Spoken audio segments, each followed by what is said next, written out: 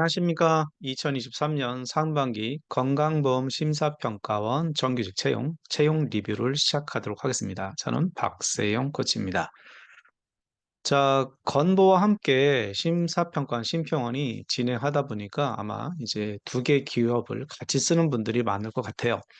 항목도 약간 비슷한 부분이 있고 성격이 비슷하기 때문에 아마 쓰는 데는 그렇게 어렵지 않겠지만 또 기관의 특성이 있고 또 자기소개서 항목마다의 특성이 있기 때문에 그런 것들을 우리 한번 살펴보는 관점으로 개념으로 보도록 하겠습니다. 하나씩 살펴볼게요. 자, 영상은 총 두 개가 올라갈 건데요. 첫 번째 지금 보는 영상은 상반기 채용 리뷰라서 기본적으로 어떤 채용들이 진행되고 있는지인데 요거는 뭐 현재 진행하는 분들도 포함되겠지만 미래 지원할 분들을 위해서도 한 번 정도 살펴보고 가도록 하겠습니다. 자기소개서가 급하신 분들은 이제 두 번째 영상에서 촬영되는 내용을 보고 가시면 됩니다. 자, 히라. 네, 건강보험심사평가원 히라입니다. 제가 4월 중순에 사실 이 히라 건강보험심사평가원에서 현재 인턴을 하고 있는 약 100여 명의 학생들을 대상으로 하루 8시간 강의를 할 예정인데요. 혹시 강의를 보는 분 중에서는 뭐 히라에 지금 인턴으로 계신 분들은 4월 중순에 저를 또 볼 수도 있을 것 같습니다. 자, 일단은 히라는 뭐냐? 건강보험 심사평가는 이제 의료수과 관련된 대표적인 기관이죠. 그래서 사실 의료비 심사, 의료 서비스 적정성 평가업무를 수행한다. 그래서 채용 인원의 거의 절반에 가까운 분들이 간호사분들이나 의료계에 계신 분들이 많이 있죠. 그래서 이번 채용도 행정직과 크게는 간호직 그리고 전산직이 좀 많이 인원들이 있는데 이 두 개 그룹이 가장 많은 인원들이 항상 채용되고 있습니다. 채용 인원을 보게 되면 117명이죠. 전체 공공기관 중에서 100여 명, 세 자릿수가 있는 기관이 사실은 많지는 않아요. 물론 이제 우리가 알고 있는 중앙 공기업 중에서는 기업이 크기 때문에 많이 채용하기도 하지만 일반적으로 중앙 공기업 안에서도 또는 이제 기타 공기업이라든 준정부기관 등 또는 지방 공기업들은 채용 인원이 그렇게 많지가 않죠. 요즘에 최근에 통합 채용으로 진행하고 있음에도 불구하고 뭐 100명대의 인원들이 그렇게 많은 지방 공기업이 없는 걸 볼 때 이 중앙 공기업 내에서도 100여 명 정도의 100명 넘는 이상 세 자릿수의 기업들은 칭찬할 만한 기업들이다. 자, 건보 같은 경우는 행정직이 굉장히 많은데 아무래도 이 심평원 같은 경우는 행정직 인원이 그렇게 많지는 않아요. 전체 117명 중에 행정직은 약 20명, 6급 가 장애 부분이 5명이라서 20명 정도 치열한 경쟁이 예상되고 있습니다. 자, 직무 기술서를 꼭 다운받으셔 가지고 확인해 보시는데 두 번째 영상에서도 직무 기술서에 대한 중요성과 활용성에 관련돼서 말씀을 드리도록 하겠습니다.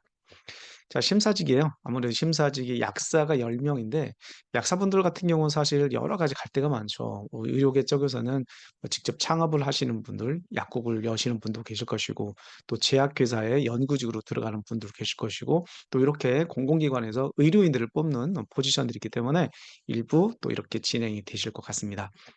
간호사가 제일 많죠. 전체 인원 중에서 47명 정도인데 제가 심평원의 간호사분들을 지도해 보면 보통 3년에서 5년 정도 내외가 가장 많았던 것 같아요. 물론 그중에서는 대형 병원에서 많은 분들이 근무하셨던 분들이 많이 계셨고 왜 나오냐라고 하면 여러 가지 이유가 있었던 것 같아요. 여러분들 포함될지 모르겠지만 일단 교대 근무, 결혼을 하게 되면 또 교대 근무라든지 육아와 병행하는 것이 되게 힘들고 또 이 과정 중에 또 뭐 석사하시는 분도 많이 계시던데 이게 가장 큰 원인이었던 것 같고 아무래도 가장 좋죠. 여러 가지 뭐 좋은 병원이 장점이 있지만 그런 점이 가장 힘들었고 두 번째로는 실제로 심평원의 업무의 특성상 간호사분들이 절대적으로 필요한 업무가 있기 때문에 실제 의료 현장에서 간호의 영역 중에서 또는 이 여러 가지 병을 치료하는 과정에서 의료 수가가 제대로 반영되지 않아서 또 현재 어떤 의사 선생님들은 "너가 가서 한번 이걸 반영해 줘라." 이렇게 권유를 받았다라든지 이런 분들도 많이 계셨던 것 같습니다. 여기 보면 임상병리사, 방사선사, 물리치료사, 작업치료사 비슷한 업무들인데 이런 분들이 또 지원 조건에 포함되어 있습니다. 전산직은 대박인데요. 전산직 같은 경우는 실제로 건보에서도 일부 채용을 했지만 자, 전산직이 16명씩 뽑는다. 고졸까지 20명 뽑는다. 우리나라 공공기관에서 전산직을 20명씩 뽑는 데가 많지가 않아요. 그런데 아마 전산직 분들에게는 완전히 굉장히 좋은 기회일 것 같고 전산직 같은 경우는 사실 이런 기관들은 경력자들을 굉장히 선호하는 경향이 있기 때문에 여러분이 신입으로 가는 부분도 있겠지만 분명히 관련된 경력을 가지고 가야 된다. 라고 훨씬 더 유리한 부분이 있을 거고요.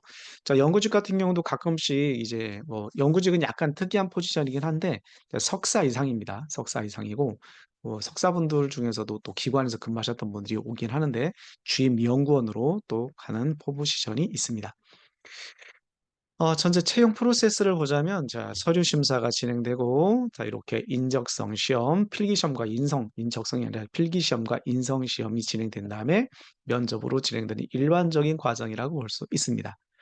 필기 시험은 5월 13일이네요. 심사가 5월 4일 날 발표 나고 나서 필기 시험이 13일이니까 한 열흘 정도 준비를 할 건데 뭐 공공기관 준비하셨던 분들은 기본적으로 필기 시험을 준비해 왔기 때문에 아마 이제 별다른 특별하게 준비를 한다는 개념보다는 공부의 연장선상에서 될 가능성이 크다라는 말씀을 드리고 갑니다.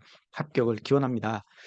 자, 인성검사 결과 발표가 나오고 면접으로 가는데 면접이 관건이죠. 사실 심평원은 면접이 관건인데 또 이제 간호사분들이 많다 보니까 가장 어려워하는 게 이제 토론 면접이 가장 어려워하는 부분들이 있고요. 아무래도 뭐 행정직 같은 경우는 심평원이나 건보, 국민연금공단이라든지 이런 일반적인 내용들뿐만 아니라 갈 수 있는 데가 많기 때문에 많은 준비를 하죠. 그래서 이 전산직이 아니라 이 간호분들, 간호사분들이나 의료계에 계셨던 분들은 이 토론 면접을 또 준비하는 걸 또 어려워하기도 합니다. 자, 발표 면접도 있어요. 포지션에 따라서 다르긴 한데, 자, 이 과정을 잘 보시고요. 그리고 최종적으로 6월 30일 날 발표 때 여러분들의 명단이 심평원의 홈페이지에 딴 떴으면 좋겠습니다. 자, 이렇게 서류 심사는 자격, 경력, 교육, 경험사항 자소서고 심사는 자격 기준과 경험 자소서로 본다고 합니다. 자, 공통적인 부분들, 뭐 미래에 신평을 지원하는 분들은 참고하시고요. KBS 한국어 능력시험 1급에서 3급, 그다음에 검정시험, 컴알, 그다음 데이터 분석 전문가 ADP라고 해서 요즘에 많이 나오는 자격증인데 ADSB 두 가지 자격증 굉장히 많이 취득하죠. 난이도가 높진 않은 자격증인데 자, 미래 준비하시는 분들은 이 자격증을 미리 준비하는 것도 하나의 방법이고요.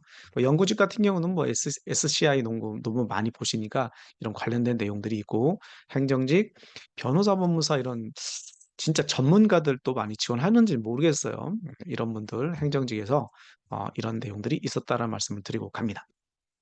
자, 시험 내용. 자, 시험 내용은 1교시 총 228문항이 보는데 인성검사, 성향, 인성, 응답 신뢰도, 조직 동가, 조직 적합도 오는데 굉장히 많이 30분에 228문항을 봐야 된다고 하면 굉장히 빠른 속도로 생각할 시간이 없죠.